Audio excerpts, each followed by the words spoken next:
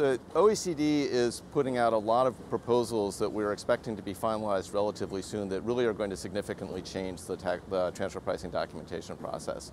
The primary change that they're making has to do with what they call transparency, which means full disclosure to all tax authorities around the world of information relevant to transfer pricing everywhere globally.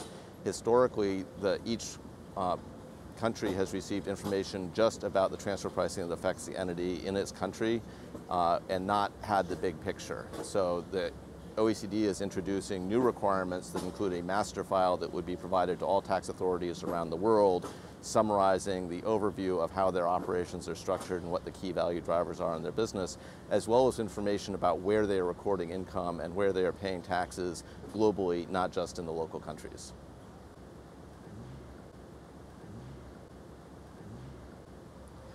These changes are going to affect multinational corporations in a number of different ways. The first way is that, again, every country is now going to see where they're recording income and paying taxes. And for a lot of companies, that's going to mean that you're going to have tax authorities which are aggressively looking for revenue, looking for pots of gold, elsewhere in the world that they can come up with a story to tax. So just understanding that every tax authority is going to see the big picture, is going to see your global profile, means that companies need to understand what those tax authorities are going to see and need to be prepared to tell their story globally on a globally consistent basis, as opposed to telling tailored stories in every jurisdiction.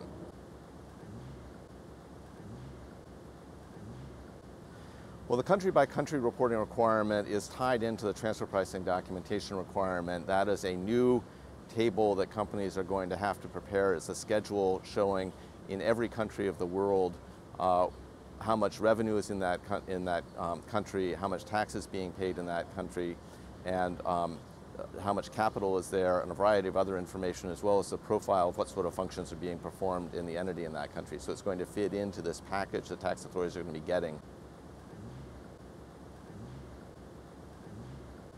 Well, the first thing multinationals should be doing is simply tracking the discussion, tracking the documentation requirements that the OECD is proposing. They're not set in stone yet, but there's pretty good information on where they're going. So companies can start now preparing for what it's going to take simply to comply with them from a systems perspective and understand the costs. Second thing they need to do is start looking at, once they start producing these and handing them to tax authorities, where are their new risk areas going to be? What are the questions tax authorities are going to be asking, and start preparing to tell their answers. The third thing companies should be thinking about is the fact that this process isn't over yet. There are still some significant debates about the requirements that taxpayers can have some influence on if they are willing to go to a tax authority and give them detailed explanations of their own issues and what the problems they're going to have complying with the requirements and how they might be modified so that the tax authorities get the information they want, but the company's compliance requirements are lowered.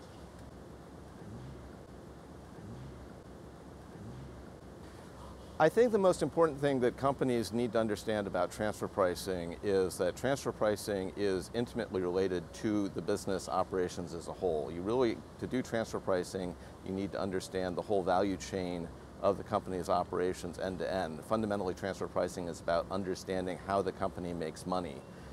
This is where tax authorities are coming from, because tax authorities are saying we want the income recognized in the countries where the value creation is happening.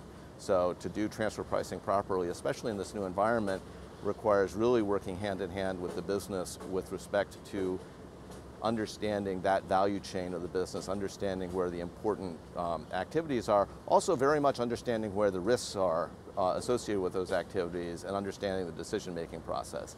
It's only when you really understand all of those pieces of the business that you're going to be able to go to tax authorities and tell them a compelling story about why your transfer pricing is currently in compliance with the rules.